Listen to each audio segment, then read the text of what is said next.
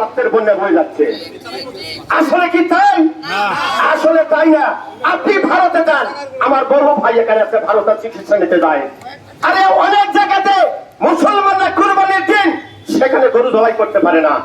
আর আমার এখানে হিন্দু ভাইরা যখন দুর্গা পূজা করে, আমরা স্বাধীনভাবে পুজো করে, আমরা তাদেরকে সহযোগিতা করি, আমরা সহবস্থান থেকে তার ধর্ম পালন করি।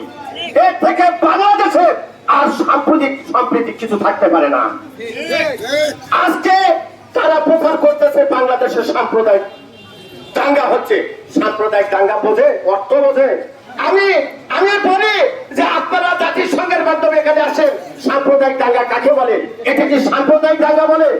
আপনার চোরপন্থীদের বাড়িতে যদি আক্রমণ করে ছাত্ররা, সেটা কি সাম্প্রদায়িক দাঙ্গা হয় বন্ধুরা? কখনো হতে পারে না। সুতরাং আমাদের এই ভারত সম্পর্কে কত সজাগ থাকতে হবে।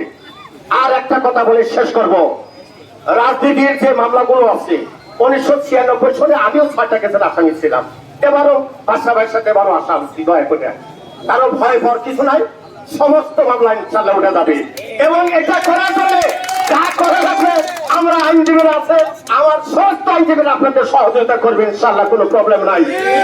তবে স্বাধীনতাকে রক্ষা করার জন্য প্রথম স্বাধীনতা হচ্ছে দ্বিতীয় স্বাধীনতাকে রক্ষা, সেটা তারেক রহমানকে দেশে ফিরে আনা এবং একটি সুস্থ নির্বাচনের মাধ্যমে জাতীয়তাবাদী শক্তিকে ক্ষমতায় নিয়ে যখন বিজয় উল্লাস করতে পারবো, সেদিনে হয়ে আমাদের বিজয় উল্লাস।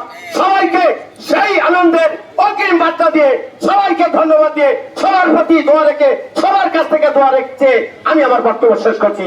আল্লাহ হাফেজ।